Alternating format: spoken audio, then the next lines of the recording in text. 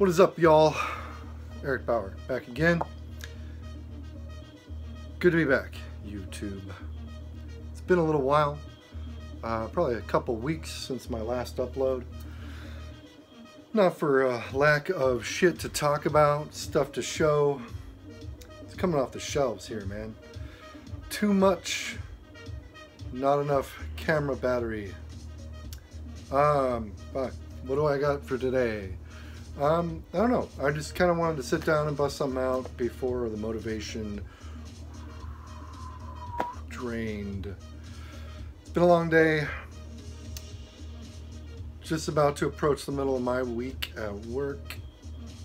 Really sucks the inspiration out of a soul. Anyway, that said, let's actually talk about some shit. I've got a bunch of ideas running around in my head, and the one that stuck out was actually originally kind of I decided upon as a response to one of the most recent videos uploaded by Mr. Toddy Walnuts, in which he showed basically, as far as I could tell, his entire vinyl collection. Mostly soundtracks, a lot of Pink Floyd vinyl. If that's not all you got, man, put out some more vinyl fucking videos, dude. Love seeing that shit. But at any rate, the majority of his content in that particular video was soundtracks. And I know I've shown a lot of soundtracks in the past. Fuck, you go a few videos back and there's a 45-minute epic up there for anybody that hasn't seen it. One of my favorites that I've done since the start of this fucking channel. But I don't know, I just pulled a few things out. This is not everything I've got. You know, I like to save some to have more shit to talk about at a future date. So this is in no particular order. Not all old, not all new. Just some fucking soundtracks that kick my ass. So, without any further ado, let's show a couple cassettes. You fucking know it. Back to the Future. This is an old ass MCA Records cassette, white tape.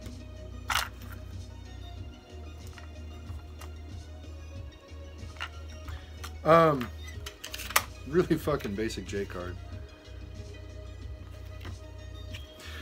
This is technically, it's not, well, it is a soundtrack, but it's not technically a score. But one of the cool things about this, this is, for the longest time, I want to say the only way that you could hear the Back to the Future soundtrack. Yeah, Waxwork, or not Waxwork, fucking Mondo reissued all three Back to the Future soundtracks, Alan Silvestri scores. Excellent stuff. Definitely worth picking up. The primary reasons we snagged this are because I am a fucking non-apologetic Huey Lewis fanboy, and because Alan Silvestri's cues are still in here, interspersed with the actual tracks on the album. So it's pretty cool. And Back to the Future definitely has some of my favorite pieces scored by Silvestri, and every good Huey Lewis song on top of that. So there you go. Next one up. This is kind of a new one. This is fucking A Stranger in the House. Probably better known as Black Christmas. That's upside down. This was put out by Broken Press Records, who are a label out of Seattle. It's actually Tim Call from Weregoat, and you know, numerous other fucking projects. Nightfell, fucking Aldebaran, you name it. Parasitic Records. This fucking shit rules. Olivia Hussey on the phone. Nice fucking slip. There's a cover. I love that J card. Harkens back to the old Warner Brothers fucking clamshell covers. Maybe that's better with no glare. Really nice. And what this is basically a rescoring of the soundtrack for A Stranger in the House. And it is fantastic. Tim does this album with Andrew Crawshaw, second name up there, who actually runs Broken Press Records, and he does a project Meridian Arc, which is really great electronic shit. This score is awesome. It's very, it's unsettling. I mean, that's probably the best way to describe it. Very synth driven, but great. I don't know if these are still available. I got mine through Parasitic from Tim himself. I know Broken Press had some. Check it out if you can find it. Fucking snag it. It's fucking worthy. And we're gonna move on to some compact fucking discs. This one I've actually shown before. It's the soundtrack to Street Trash. This came up on one of my earliest videos, which is no longer up on YouTube. In fact, I've kind of gone through and deleted, I deleted a bunch of my shit. No real reason why. Just kind of fucking did. At any rate, this is Street Trash. It is scored by fucking Rick Ulfik. It's hard to read. It's very small. Even with my glasses, man, it makes me feel fucking old. And the shit is insane. It's like synth-driven carnival music interspersed with samples from Street Trash, the movie. So it's absolute insanity. It's like imagine Tangerine Dream through a black metal filter, and you get Rick Ulfik's compositions on this piece, and it rules. If you've ever seen Street Trash, this is a perfect companion to it. It gives you a very good idea just by listening about how sleazy, fucked up, and just absolutely insane the movie is. Great shit. Next up we have, I'm going to take it out of the plastic because it's going to be glary. It's another one that I actually meant to show with that last soundtrack video that I spoke briefly about. I don't know if you'll be able to see that. This is Symphonic Suite Akira. Got the OBI strip or OB strip. I don't know what the proper nomenclature is for that. Composed by Geino Yamashirigumi. That came out really bad. Usually I can pronounce it. Just had a very long day. This is, if I'm not mistaken, a bootleg out of Hong Kong. For the longest time, this album was not in print. It's got a huge booklet, but other than that, it's all that. So I'm not going to flip through it for you. What can I say about the soundtrack to Akira? It's phenomenal. It is probably one of the most brilliant soundtracks ever composed, in my opinion. It's synth-driven, but also orchestral, and at the same time, it has a very weird, worldly. By worldly, I mean like kind of almost world music driven. God damn it! This is fun. Here's a fun game. Count how many times I say either God damn it or fuck in any given video. So what was I saying? It's synth driven. It definitely has some elements of orchestration, and again, as I was saying, elements of world music present on the recording. It is wholly and utterly unique among the world of soundtracks, and specifically anime soundtracks. And Akira, yes, anime, but also fucking genius. One of my favorite things ever. The only anime soundtrack that I would say even comes close to shadowing soundtrack to Akira is the soundtrack to Ghost in the Shell. But Akira is fucking infinitely better. Love them both.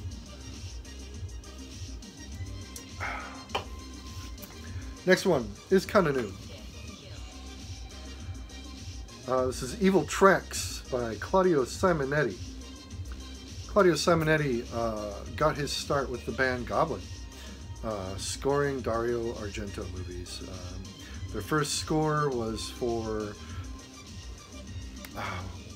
I might be wrong, Deep Red, I want to say 1975, and a fantastic score. They've done, of course, many other scores beyond that of note. Suspiria,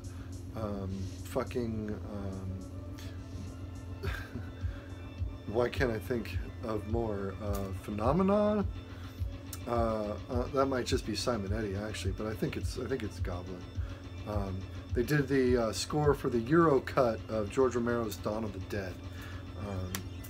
This has tracks off of 4 of Simonetti's mid-80s and up flicks. You've got Demons, 1985, Rage, aka Primal Rage, which 86, 87. You've got Nightmare Beach, 87, 88, and then Love Threads, which I've never seen. It's kind of a funny, I don't know, it's a little misleading. So here's the cover over again, no glare. That is actually the cover for Primal Rage. Now it's kind of led to think, based off of the title, Evil Tracks, and given that it's his latter 80s output, Demons, Nightmare Beach, Rage, I expected it to be his more aggro, almost, you know, like traditional heavy metal leaning compositions. And for the most part, that's true. Demons, Nightmare Beach, Rage are all very fist-pumping, energetic fucking compositions, and they all rule. Love Threat, did I say Love Threads? I meant Love Threat. Love Threat, however, starts with a song called Baby Don't Answer. Baby Don't Answer That Phone. Which is written by Simonetti and A. Focolari, whatever the fuck that is. It's just a cheesy fucking pop song. Really like the label on the CD. It picks up into it, but I mean, you got fucking 23 tracks on here, and for the most part, it's a huge winner. And it's a really good way of having the highlights to those particular soundtracks without having to splurge for the entirety of every soundtrack. Nightmare Beach got reissued not too long ago. It's expensive. Demons was reissued not too long ago. It's expensive. Primal Rage, I've never even fucking seen that soundtrack by itself. And then Love Thread, again, I've never fucking even heard of it until picking up that CD. Anyway, great fucking shit. I'm actually going to talk about that again for a little bit in my next video, which it should, if I fucking, you know, do what I always say I'm going to do and keep this shit consistent. See about that, though. Next thing I'm going to talk to you about, maybe, soundtrack for Cub by Steve Moore of Zombie. If you're not familiar with the movie Cub, it is, I want to say, a Dutch or German movie. I'm pretty sure it's Dutch. Maybe Flemish. If that's the same thing, excuse my ignorance. Really nice vinyl package put together by Relapse Records. Silver vinyl. And if you're familiar with Zombie at all, or Steve Moore, you should have an idea of what to expect with the Cubs soundtrack. It actually borrows a lot of cues from Steve Moore's The Guest. I forgot about this. This LP sleeve is awesome. You can't really see it. There you go. Spot gloss. Love that shit. It's the little details, you know? Awesome. Great record. I need to actually spin it some more recently. It's been a while since I've given it a listen. And it's been a while since I've seen the movie. I saw this as part of Seattle International Film Festival. And it's a fantastic, you know, I'd hesitate to call it a camp slasher because it definitely plays to that some of the tropes of that genre, but it's pretty fucking unique and really great, whether it's just the soundtrack you're interested in or the movie itself, or fucking both. Next up, we're going to talk about the House of the Devil soundtrack. Movie, of course, directed by Ty West. Soundtrack is scored by Jeff Grace. Another excellent record. Love that cover art. This is a fantastic movie. As I said, directed by Ty West. Oh, I forgot about this. Got a giant fucking poster in here, which is awesome. Oh yeah, and I forgot to say that Cub vinyl was released by Relapse. This was put out by Mondo, Death Waltz, Red Wax. You know, not that I'm all about that, but nice package. This album is fantastic. Jeff Grace's compositions are really varied. He definitely uses some synth, especially in the opening track, which is honestly probably one of my favorite tracks on here. But the symphonic cues are fantastic as well. And they're just so creepy and so eerie. They fit the tone and the atmosphere of the movie perfectly. This album just rules, as does the movie. A lot of people complain about the end of the movie. I think as a whole, it was pretty much fucking perfect. Personally. That's just me, though. Take that for what you will. George is freaking out a little bit, but he won't come over here. He is sitting on a pile of clothes in the corner of the room, yelling at the window. So this is what's next. This is the soundtrack to Room 237, which is the documentary on the movie The Shining. You know, Kubrick classic. This album, again, is another one put out by Mondo Death Waltz. For a while, they were putting out these fucking super thick LPs. This is one of them. Cat just bumped into the camera. It also came with a CD, which I have somewhere else, but which is a nice touch. Some people complain about that, but I appreciate it. I'm in the car a lot more than I am at home sometimes, so it's nice to be able to pop that disc into the CD player. I got a nice little insert, the cover art on there. Album info. Very, very synth driven. Great fucking record. I don't really know how to describe it beyond that. Jonathan Snipes is actually, I want to say he is part of the hip-hop group Clicking. And I think he also did the soundtrack to the movie Starry Eyes. So if you're familiar with that, you should have some sort of expectation for what this is going to sound like. It also came with a huge poster that is also just the fucking cover art of the album. I'm not going to pull that out because It is a pain in the ass to get back into the sleeve. I love this record, man. It's fantastic. The movie is also fantastic. I'm really a big fan of documentaries, especially documentaries on media and cinema specifically. And Room 237, probably one of the best that I've seen.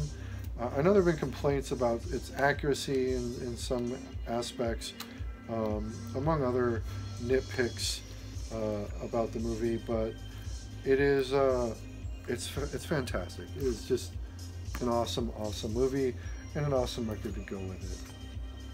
And since we're on a Kubrick thing right there, go ahead and show this 2001 A Space Odyssey, of course, soundtrack to Stanley Kubrick's classic movie. When did that, 67, 68, 69?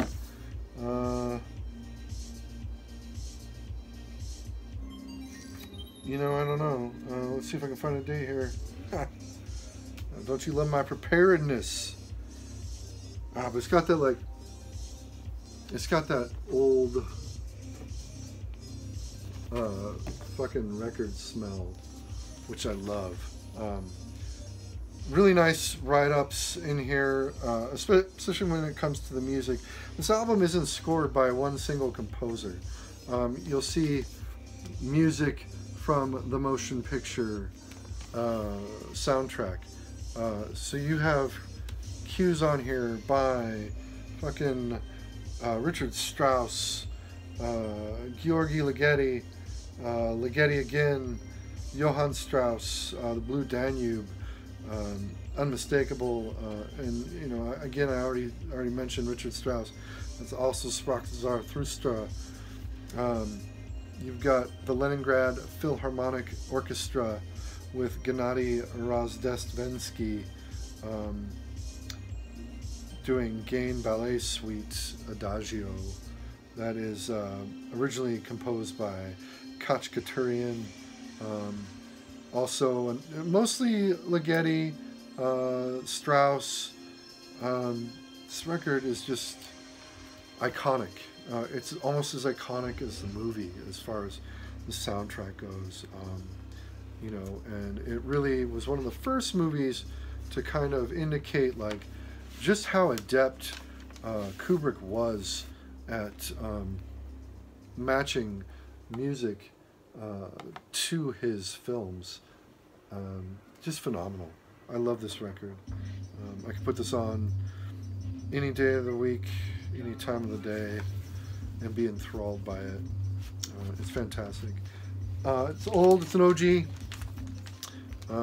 They're not too uncommon. I see them in a fair amount of places. And then went out for Record Store Day on Saturday. Of course, like any fucking self-flagellating record collector, we had to hit at least one shop. But we went to my buddy's shop, Daybreak Records in Seattle. And while he was celebrating Record Store Day mostly as a small business appreciation type day, he didn't get any of the official Record Store Day releases. And I could give a fuck, honestly, about any of the official Record Store Day releases. I just went out there to support his shop, man. It's my favorite shop in Seattle, basically. Yeah, there's a few others like Zion's Gate that I love as well. Didn't manage to get out there.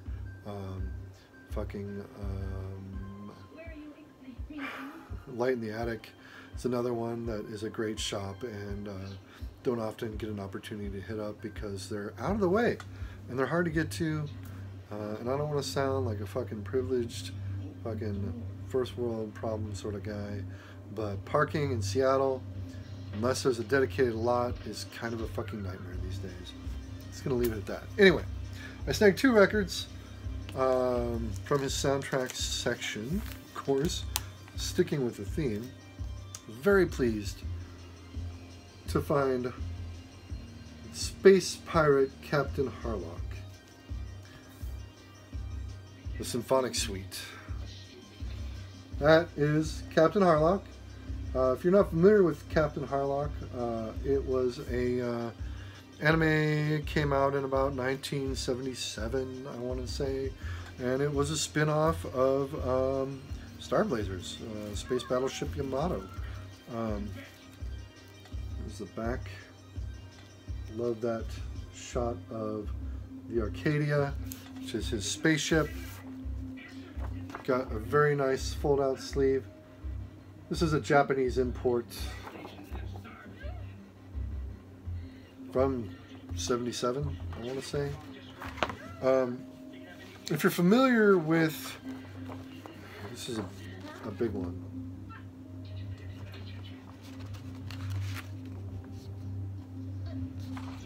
If you're familiar at all with 70s era Japanese anime, you should have an idea of what to expect with this soundtrack. It's very melodramatic, very symphonic, hence the symphonic suite name.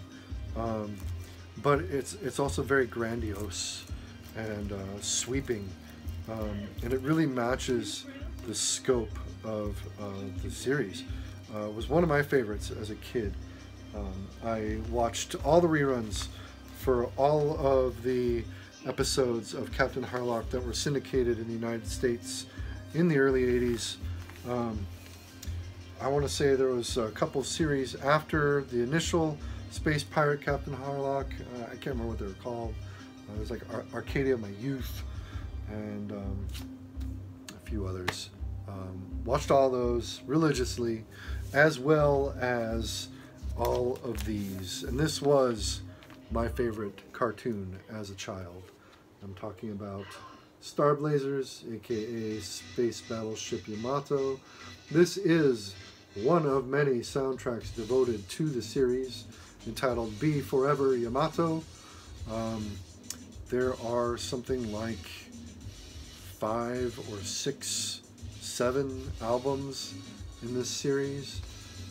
It's another OG Japanese import. You've got the OBI.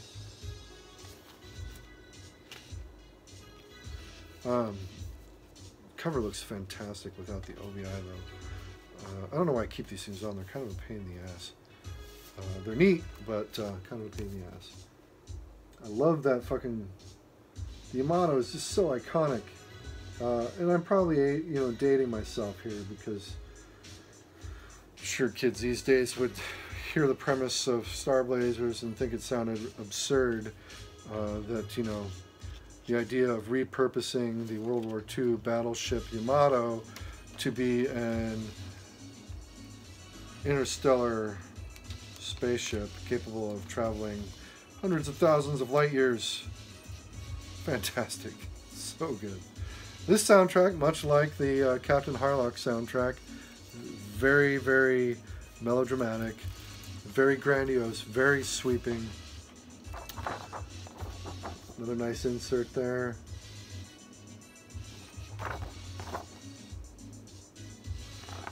And this one also folds open. Really dig the old Columbia labels. Let's see if I can get the record out without futzing too much.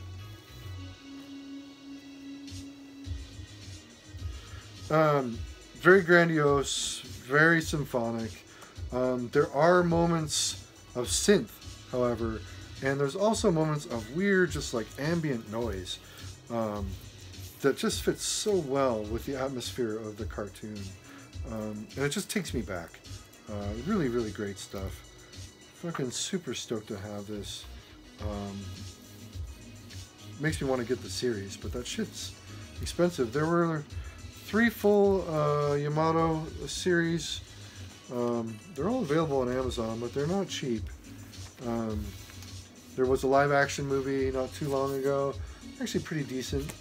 And then there have been a few new, few reboots, new series of the anime that have come up since. I've not seen any of them, just the originals. Like I said, I would watch that and Captain Harlock back to back. They were already reruns by the time we got them in the U.S. At least by the time I got them. And I just would watch Series 1 into Series 2 into Series 3 repeat ad nauseum. Every Saturday, and then it seems like the reruns would play almost every week morning, like fucking 6 or something like that, like right around the same time as the fucking banana splits. Anyway, that's all I've got, YouTube. 30 minutes in, I'm gonna call it a night. Thank you for watching. Thank you for subbing. I'm nearly at 1,500. So one of my next few videos is going to be announcing a contest. And specifically, it's going to be once I hit 1,666 subscribers, because I'm fucking punny. So, if you're subscribed, thank you. If you're not subscribed, please subscribe. Thumbs up if you like the video, thumbs down if you don't. If you don't, sorry. It's fucking my shit. Anyway, that's all I've got for you, YouTube. Thanks for bearing with me. And listen to me ramble about some fucking records. Peace out.